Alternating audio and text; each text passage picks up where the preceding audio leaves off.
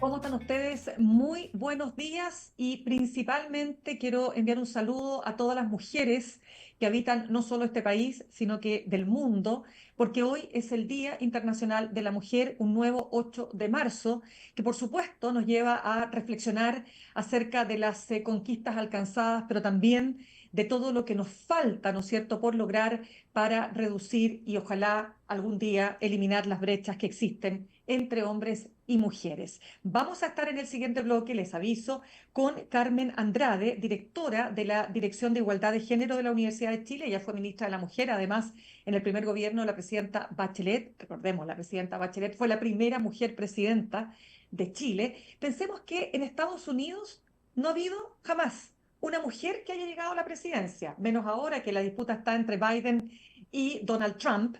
Pero bueno, lo planteo porque precisamente Chile en ese sentido fue pionero.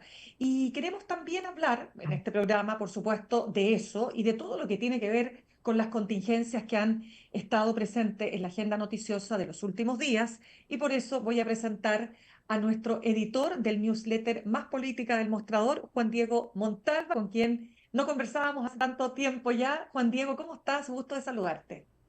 Muy bien, Mirna. Bueno, también me adhiero a tus palabras sobre el Día de la Mujer. Importante día. Yo tengo en mi familia muchísimas mujeres, soy el único hombre, así que Mitch, eh, con mayor razón. con más razón he tenido que celebrar, o más, no sé celebrar, conmemorar el Día de la Mujer. Sí, No es un bonito por día, supuesto. en No, términos de lo que ocurrió, sorry. pero ¿cómo se llama? Exacto. Pero se ha servido al menos para reconocer y dignificar, ¿no?, a la mujer en nuestro medio, ¿no? Sobre todo en nuestra sociedad. Totalmente. Bueno, vamos, yo por eso te decía, Juan Diego, vamos a estar conversando sobre cuáles son las conquistas, los avances, los retrocesos, qué cosas tenemos que mirar las mujeres, qué aspectos, ¿no es cierto?, faltan tanto aún por resolver en el siguiente bloque. Pero partamos contigo, porque hay hartos temas que queremos conversar y tú traes tu newsletter político este fin de semana bien contundente. ¿Con qué vamos a partir, Juan Diego? No, respecto a lo último, respecto al Día de las Mujeres, ¿Mm? ¿no? En contexto político, en la coyuntura Claro, política, es interesante ver que el pasado 8 de marzo del año 2023, el gobierno conmemoró el Día de la Mujer, pero fue un día bastante complejo y terrible para el gobierno. ¿Por qué? Porque fue el día que fue rechazada la reforma tributaria. El 8 de marzo, mientras estaba haciendo la celebración o la conmemoración del Día de la Mujer, en La Moneda, Ana Lilia Ugarte celebra en La Moneda, o conmemora, perdón, en La Moneda, y se va a claro. Valparaíso, y cuando llega a Valparaíso, llega y se produce la votación de la reforma tributaria. Y es ahí en donde, de manera absolutamente sorpresiva, te lo digo yo que uno trabaja en este medio, o sea, viendo el tema político, eh, que no podíamos creerlo, o sea, realmente fue para todos, incluido obviamente al ministro Marcel, un golpe duro y una novedad el hecho de que la idea de legislar sobre la reforma tributaria se cayera por la falta de 2 votos en la Cámara de Diputados.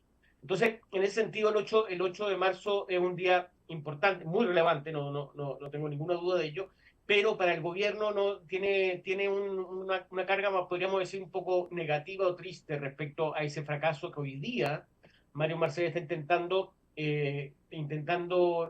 revivir con un paquete fiscal, ¿no?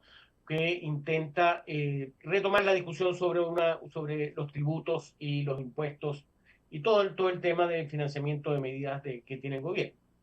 Ahora, Absolutamente. Sí, dale nomás, yendo Juan Diego. un tema relevante.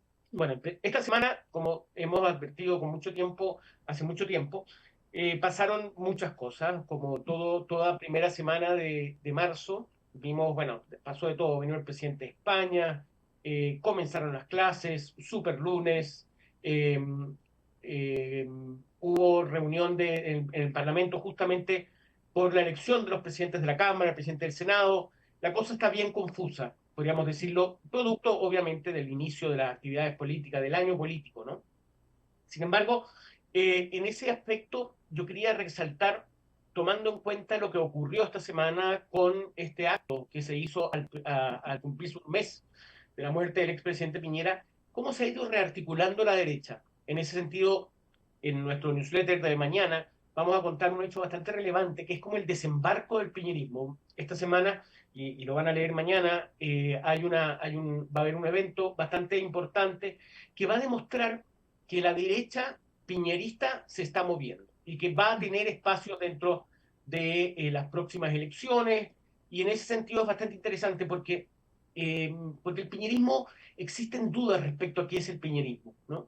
Hay, por ejemplo, no sé, había sectores del piñerismo que se reían mucho ver a María José Hoffman en esta Acto de homenaje, reconocimiento, dices tú. Claro. claro, en este homenaje, el reconocimiento al presidente Piñera, porque María José Hoffman se consideraba que no era una piñerista. Entonces, como que se ha vuelto, como que todos son piñeristas hoy día, entonces gente se pregunta, bueno, pero realmente, ¿qué habremos? ¿Quiénes son los piñeristas? Entonces, Claro. y es ahí donde uno, si limpia, puede sacar nombres, y no son muchos, ¿eh? Yo diría que son tres principalmente, mañana lo pueden saber, que están rearticulando lo que es este sector. Y es interesante que tengan un ministro de gobierno, un ministro del Frente Amplio, me explicaba, fíjate, que él creía que realmente aquí hubo un cambio muy brusco, no sé si brusco es la palabra, es más bien muy importante en términos de derecha porque se terminó con la muerte de Piñera Mm. y el fracaso del plebiscito de diciembre, en donde el Partido Republicano pierde su constitución, su proyecto de constitución.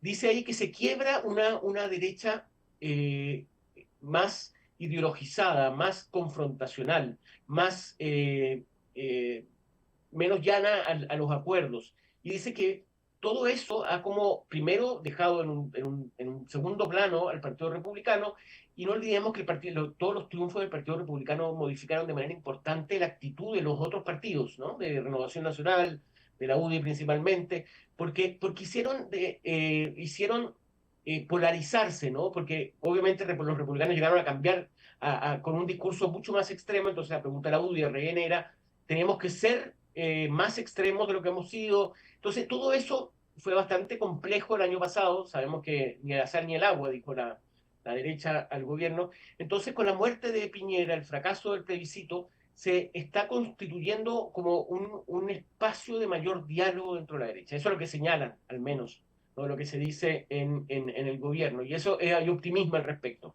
De hecho, Juan Diego, dame un segundo para comentarte que ayer conversábamos con un ex colaborador del presidente Sebastián Piñera. Estamos hablando de Jaime Mañalich, dos veces ministro de Salud en sus dos periodos, y él hablaba respecto no, no dijo salto cuántico, pero dijo este enorme efecto político que tuvo esta ceremonia de conmemoración del primer mes del fallecimiento del presidente Sebastián Piñera, al integrar además en esta ceremonia a dos partidos que están ahí, ¿no es cierto?, entre Tongoy y Los Vilos respecto de qué hacer, si unirse o no a la derecha, ya definitivamente y sin complejos, para, entre otras cosas, enfrentar las próximas elecciones. Estaban demócratas, estaban amarillos, y él dice esto, él dice, los partidos demócratas y amarillos pasaron ya el Rubicón, ya, o sea, atravesaron, cruzaron el Rubicón. Y por lo tanto esto implica, en la práctica, que hoy día la posibilidad cierta de generar una sola coalición no es tan lejana. La única duda está, que lo conversamos esta semana con Mariana Elwin, es si esa coalición amplia va a incluir o no a los republicanos y si demócratas y amarillos, muchos de los cuales vienen del seno de la democracia cristiana, o incluso de partidos más a la izquierda de la democracia cristiana, claro, como el PPD, van a estar dispuestos a una coalición con republicanos. ¿Te fijas o no? Pero ya esa ceremonia en sí misma, decía Mañalich, ya es un salto importantísimo en ese sentido. Sí, yo también agregaría que no es menor, ¿ah? Que es el partido de la gente también estaba. Y el partido de la gente También. también hace una Pero es que eso aparición no es tan ahí. novedad, porque es que eso no es tan novedad desde el Claro, punto de vista de ellos son muchos, ellos sí que están más alineados con la derecha en sus claro. votaciones, etcétera. Claro, Claro, pero de alguna manera es como generar grupo, ¿no? Y en eso la exacto. derecha, y es lo que me decía este ministro, me decía que veía con nuevos ojos a esta derecha. Y eso es lo que vamos a contar esta semana. Vamos a contar qué va a pasar ahí, cómo se ordena este piñerismo y cuál va a ser ese desembarco tan relevante que va a ocurrir la próxima semana. Otro punto, y es Correcto. evidente, no podemos eludirlo, es, bueno, la muerte del teniente venezolano, el Claro, secuestro y asesinato, para ser exacto. más crueles, o sea, más duros todavía, porque la verdad que la historia es bastante, bastante dramática. Y es cómo en el gobierno hay sectores, y en eso vamos a contar una historia bien interesante sobre lo que está pasando en la Cancillería, cómo la Cancillería es la nueva víctima o el nuevo, eh, la nueva, no sé, podríamos decir, el más afectado hoy día por lo que está pasando con este caso. ¿Por qué? Porque justamente hay cuestionamientos a lo que ha hecho, hay varias cosas que no ha hecho y que son relevantes. Y en ese sentido, fíjate, los cancilleres, hablé con varios ex cancilleres que me llamaban, bueno, primero me decían que ya no hay una reunión o una conversación habitual entre ex cancilleres para analizar políticas de Estado, políticas internacionales de Estado, y que eso les llamaba la atención, y bueno, y son críticos respecto al trabajo de Van Claver en el canciller, en ese sentido, pero lo que me decían era que veían, y esto es bien interesante, un cambio bastante brutal, bastante eh, dramático en términos no de terrible, sino que de grande, en la política fíjate que ha tenido el presidente en el tema de política de relaciones internacionales. No olvidemos que el presidente Boric fue bastante activo en el tema de las relaciones internacionales, con declaraciones muy duras, declaraciones muy críticas, declaraciones que le dan una presencia no solo a nivel chileno, sino también regional e internacional respecto, por ejemplo, a Nicaragua, por ejemplo, respecto a la guerra en Ucrania, el cuestionamiento a Rusia, Claro. respecto a incluso Venezuela. Recordemos esa confrontación que hubo con Lula da Silva en el propio Brasil, pero que ahora el presidente Fede ha pasado como a un segundo plano, como que ya no, las relaciones internacionales ya no son su tema. Yo estuve preguntando porque hay un asesor del segundo piso, que es Carlos Figueroa, que fue muy mediático y fue muy comentado en ese año de exhibicionismo del presidente de las relaciones internacionales, no, exhibicionismo es la palabra, pero de presencia del De más presidente. presencia pública, exactamente. Eh, Me dijeron que llama la atención, sí, que Carlos Figueroa sigue ahí en el segundo piso, pero ya no tiene relevancia, y que el presidente ha eludido, y en esto yo quiero ser bien enfático, cómo no ha o se ha mantenido alejado de la discusión respecto a Venezuela. No hay ni una crítica hacia Venezuela.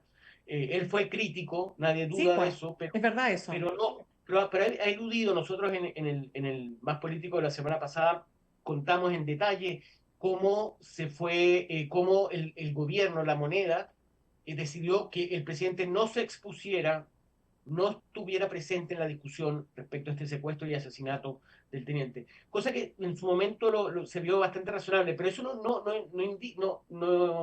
implica no hable del caso venezolano, un caso bastante dramático, ya imagínense, desde 1999, Maduro, Chávez y Maduro han mantenido el poder de una manera bastante Claro. poco transparente, ¿no? Sí, Pero pues.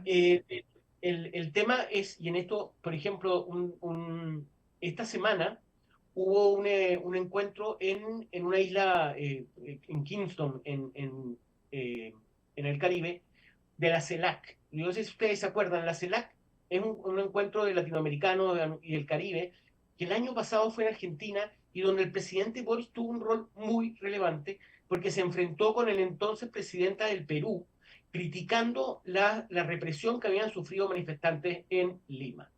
Claro. Eh, el encuentro de CELAC este año fue la semana pasada. Nunca supimos qué ocurrió. El presidente no fue. Tuvo Lula da Silva, estuvo el presidente de Colombia, Petro, tuvo el presidente de Bolivia. Fue un lugar en donde había una masa crítica relevante en términos de relaciones internacionales y Claro. el presidente no decidió no ir, ¿no? Sí. Con esto solamente concluyo. El presidente indudablemente ha cambiado cuál que es su política en relaciones internacionales, con Mira, excepciones de Israel. claro. No, yo solamente tengo ahí un punto porque ya tengo que ir cerrando, Juan Diego, y decirte que me parece que está es de toda lógica que él no se refiera a la discusión de si acaso Venezuela es una dictadura o no, porque primero que nada, no sabemos si efectivamente Venezuela está detrás o el gobierno de Nicolás Maduro de este secuestro con resultados de muerte. O sea, especulaciones tenemos para llenar un día completo. Si el punto acá es que Cualquiera de esas especulaciones tiene que estar apoyada en pruebas. Hasta ahora no las hay. Hay por ahí un señor que parece que trabajó y que tuvo imposiciones bajo el gobierno en 2015, etcétera. A ver, perdón, eso no es una prueba contundente para decir que esta es una operación política generada desde el gobierno de Maduro, más allá que muchos puedan creer que efectivamente eso es plausible. Por lo tanto, desde mi punto de vista, ¿qué tiene que hacer el presidente refiriéndose al punto? Otra cosa es que él haya querido, ¿no es cierto?, o haya debido, desde mi punto de vista, en un tuit, dar las condolencias a la familia del teniente en retiro Ronald Ojeda, ¿no? Bien, Juan Diego, lamentablemente te tengo que cerrar, pero va a estar tu newsletter político que lo publicas esta noche, ¿no es así? ¿Sí? Mañana en la mañana va a estar en las casillas de todos los suscriptores. Excelente. Te dejo entonces un abrazo enorme para ti, que tengas Muchas un buen gracias. día. Sí, Igual. Feliz exactamente. día a las mujeres. Muchas gracias. Oye, un tema que no les comentaba, lo vamos a estar conversando con Carmen Andrade, les decía, experta en temas de género de la Universidad de Chile. Ella es directora de la Dirección de Igualdad de Género de la Universidad de Chile, que esta semana ocurrió un hecho muy, muy importante en el mundo.